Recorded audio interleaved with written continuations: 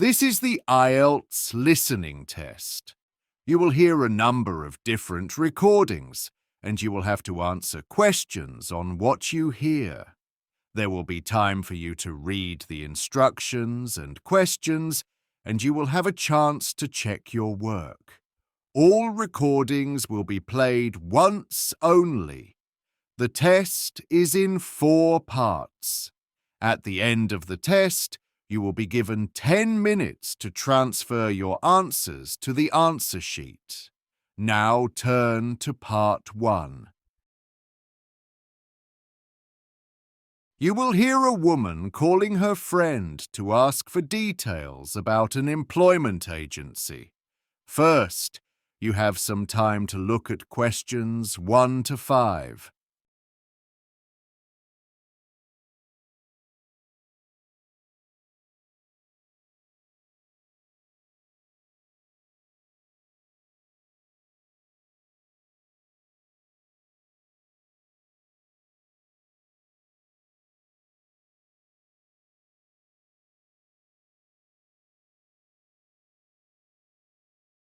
Now listen carefully and answer questions 1 to 5. Hi Ben, it's Sophie. You said I could ring you if I wanted more details about that job agency you mentioned. Is this a good moment? Hey, Sophie. Yes, no problem. The agency I was telling you about is called Riverside Recruitment. They're located in Harbour Street. I can give you the full address. It's 82 Harbour Street. Got it, thanks. Should I ask for anyone in particular when I call? Yes. The person I usually talk to is Laura Benson. Okay, Laura Benson. Do you happen to have her number? Yeah, let me check. Here it is. 07952874622. But I'd wait until the afternoon to call her. She's always swamped with calls in the morning trying to cover urgent vacancies. Right, that's good to know. So what kind of jobs do they usually find for people? Mostly clerical and administrative work, especially for companies in the finance area. I know you're aiming for a media job in the long run, but working in finance will look great on your CV. And the pay is normally better too. The only thing is I haven't done much office work before. Don't stress about that. They'll probably start you off as a receptionist or something similar. For those roles, it's not about technical skills or knowing every computer program. Communication is what really counts. You'll pick up the rest once you start. Okay, that's reassuring. How long do temporary jobs usually last? I'd prefer something for at least a month. That should be fine, though your first placement might just be a week. And if it goes well, it can get extended. It's rare to get something for just a day or two. And the pay, is it decent? Oh yes. The hourly rate is around £10, maybe £11 if you're lucky. Really? I was expecting about £8 or £9. That's much better. Before you hear the rest of the conversation, you have some time to look at questions 6 to 10.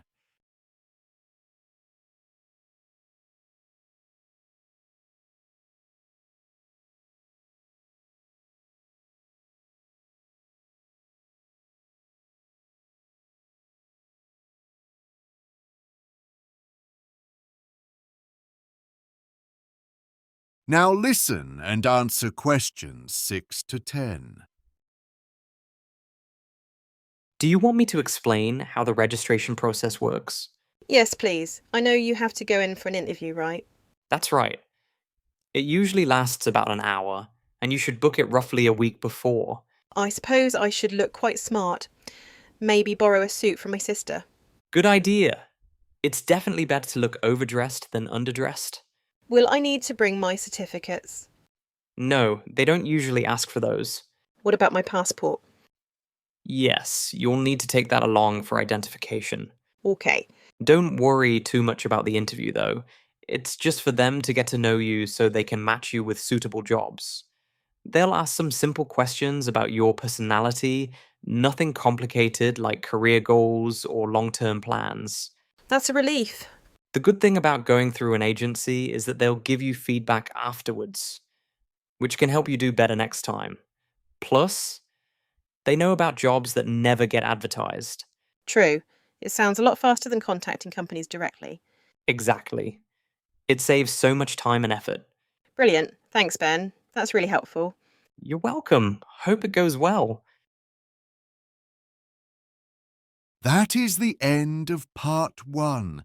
You now have 1 minute to check your answers to part 1.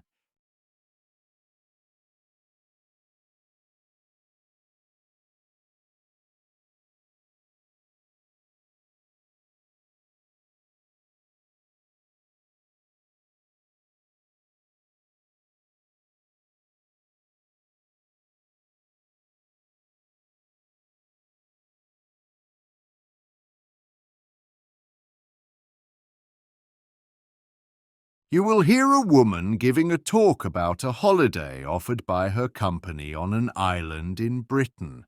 First, you have some time to look at questions 11 to 14.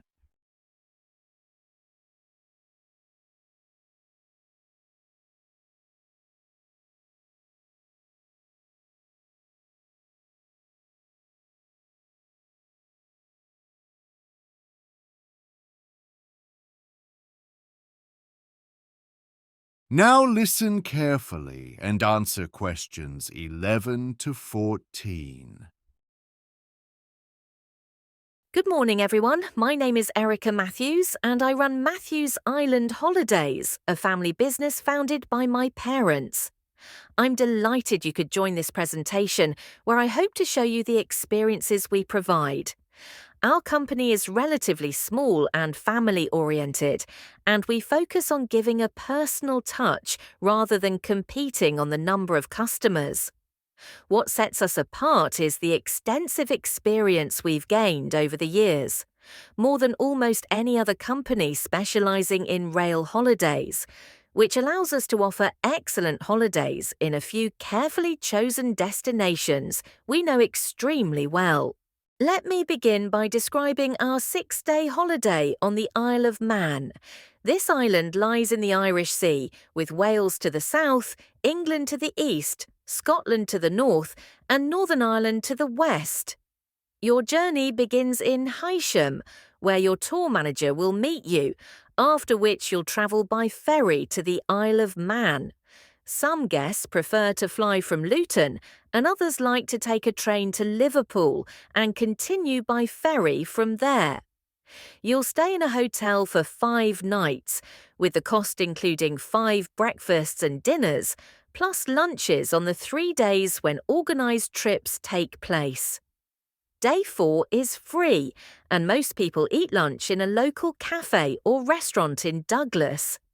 The holiday price also covers the ferry to the Isle of Man, all on island transport, hotel accommodation, and the meals mentioned. To make booking simple and fair, our prices are the same whether you book far in advance or at the last minute, and there is no extra charge for single rooms. If you need to change your travel date, for instance due to illness, you may switch to another date or an alternative tour for only a small administrative fee. Now you have some time to look at questions 15 to 20.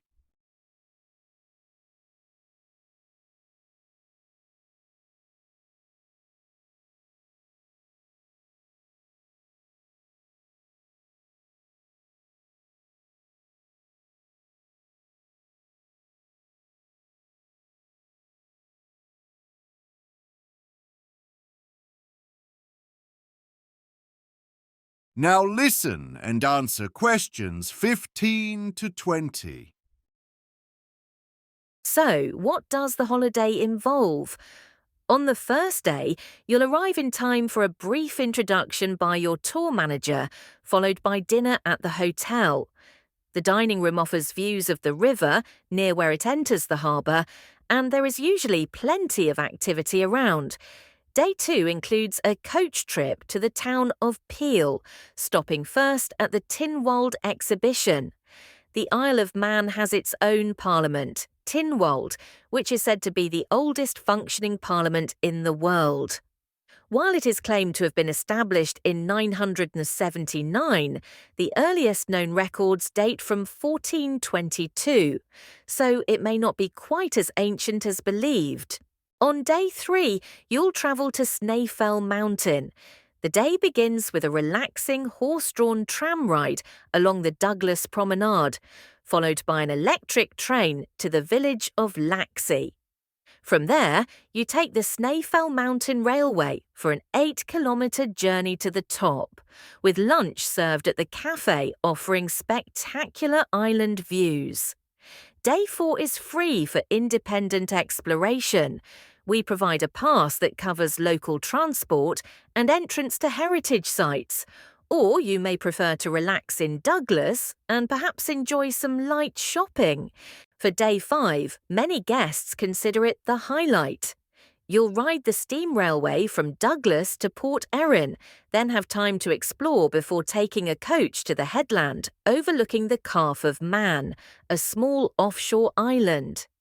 The journey continues to Castletown, the former capital of the Isle of Man, which also has a medieval castle to visit. On Day 6, it's time to return home, either by ferry or by plane if you flew to the island. That is the end of Part 2. You now have a half of minute to check your answers to Part 2.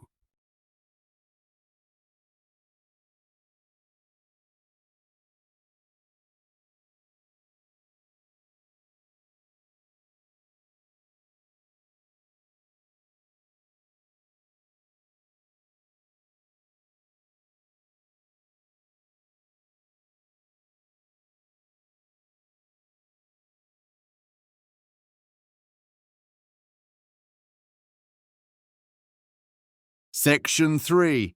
You will hear Sophie, a student from the Department of Nordic Studies, talking to her tutor, Dr. Lewis.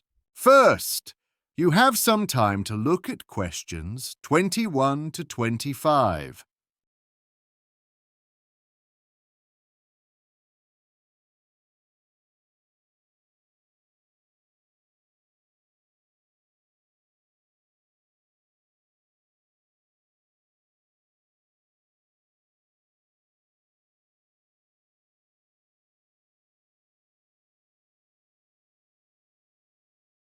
Now listen carefully and answer questions 21 to 25.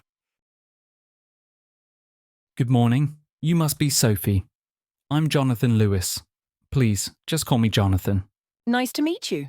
Since this is our first tutorial, I'd like to know a bit about you and what brought you to Nordic studies. Well, my father is Norwegian, and though I grew up in Britain, he often shared stories about Norway and the countryside where he was raised. It made me curious about the culture and language.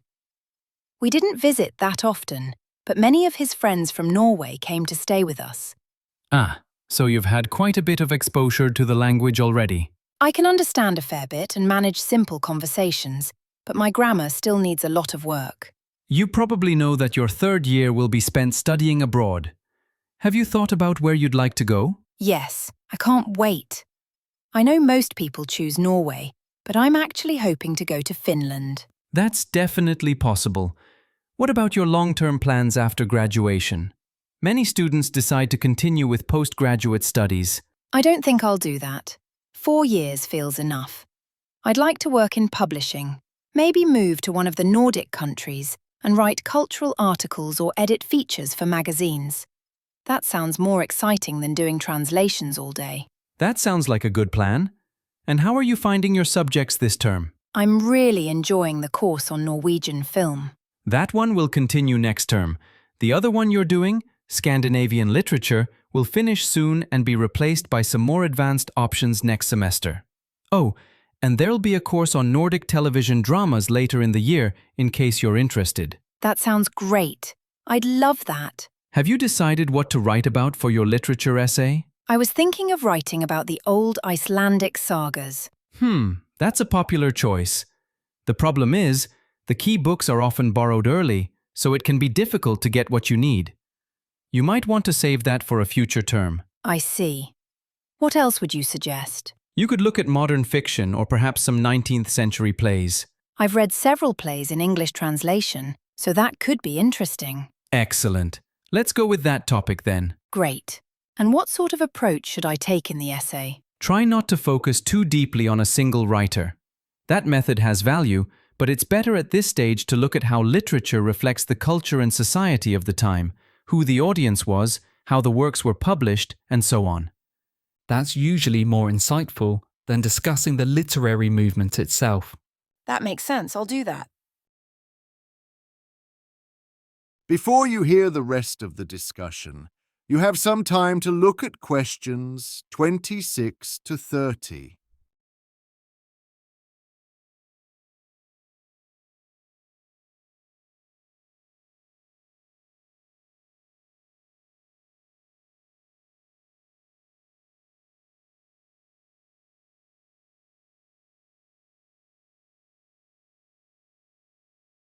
Now listen and answer questions 26 to 30.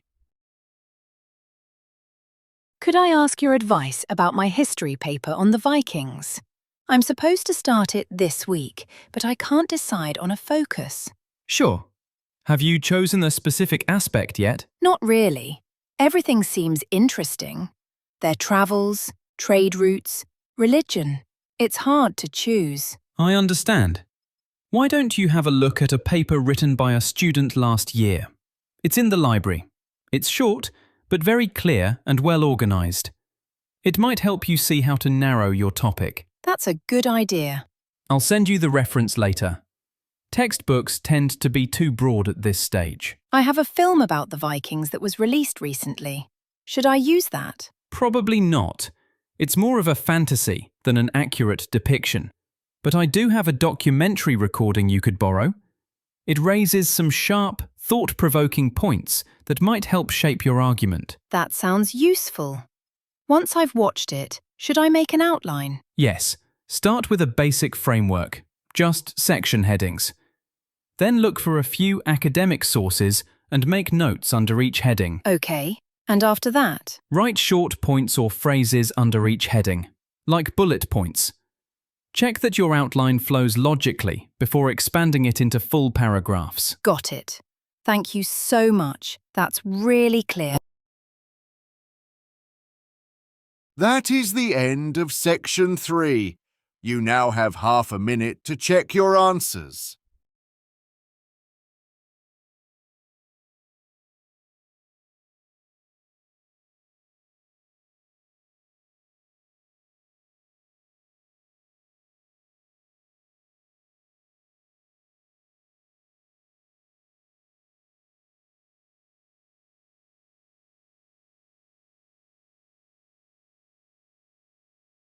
Section 4. You will hear a student giving a presentation about a type of tree known as the eucalyptus, which is common in Australia. First, you have some time to look at questions 31 to 40.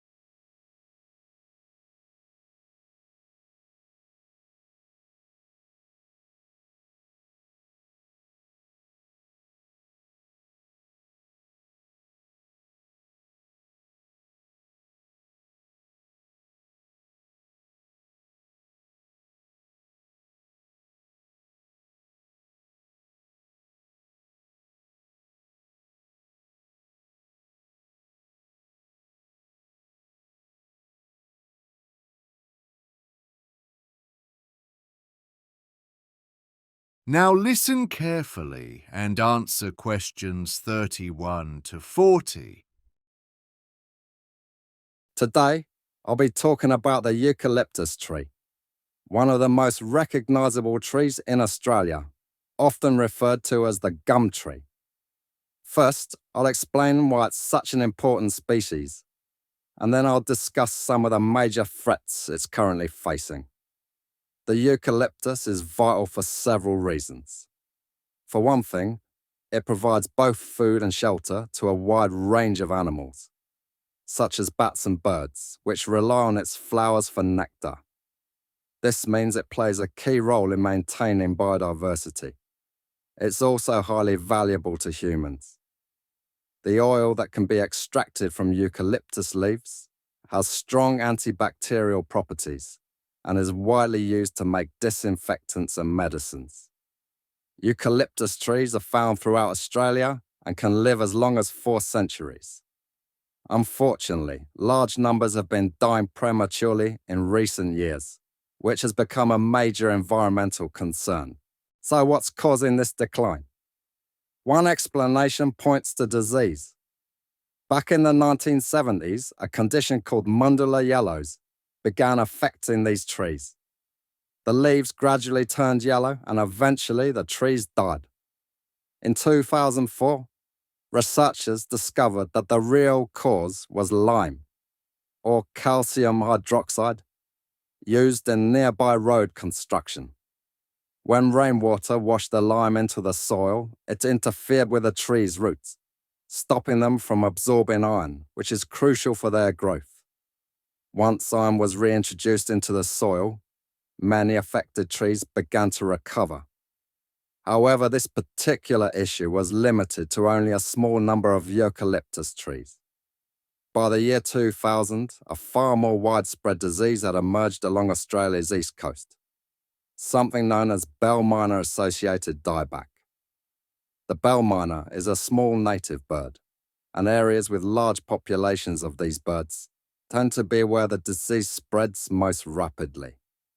The problem again begins with the leaves. Insects settle on them and eat through their surface, releasing a sugary substance that the bell miners feed on. The birds then aggressively guard these insects, driving away other animals that might compete for the sweet liquid. As a result, both the insects and the bell miners thrive, while the trees suffer. Their leaves become so damaged that they can no longer survive. Interestingly, many trees begin to appear sick before there are visible signs of this disease. This has led scientists to believe that another factor might also be involved. One possible factor is Australia's frequent bushfires. An ecologist named William Jackson proposed over 40 years ago that the frequency of bushfires in a region influences the kind of vegetation that grows there. If fires occur very often, grasslands tend to dominate, but if they happen less frequently, eucalyptus forests are more likely to thrive. Why is that? Frequent fires prevent the growth of competing plants that would otherwise consume water needed by eucalyptus trees. There's another reason too. When fast-growing bushes and plants are allowed to spread unchecked, they can change the soil composition and deplete essential nutrients, further harming eucalyptus growth. So, occasional bushfires actually help eucalyptus trees survive, as long as they're not too frequent. Historical evidence shows that Indigenous Australians deliberately set controlled fires for thousands of years to maintain ecological balance. However, after European settlers arrived, the number of bushfires was drastically reduced. Scientists now think that this strict control has led to the development of what's known as dry rainforest. Although it sounds contradictory, dry rainforest is a dense type of vegetation with little species diversity. Unlike tropical rainforest, which supports a wide range of plants and animals, dry rainforest tends to have thick undergrowth but few species. It provides heavy shade, which creates ideal nesting conditions for bell miner birds. Unfortunately, this environment encourages their spread. And once again, that spells trouble for the eucalyptus tree. That is the end of part 4. You now have 1 minute to check your answers to Part 4.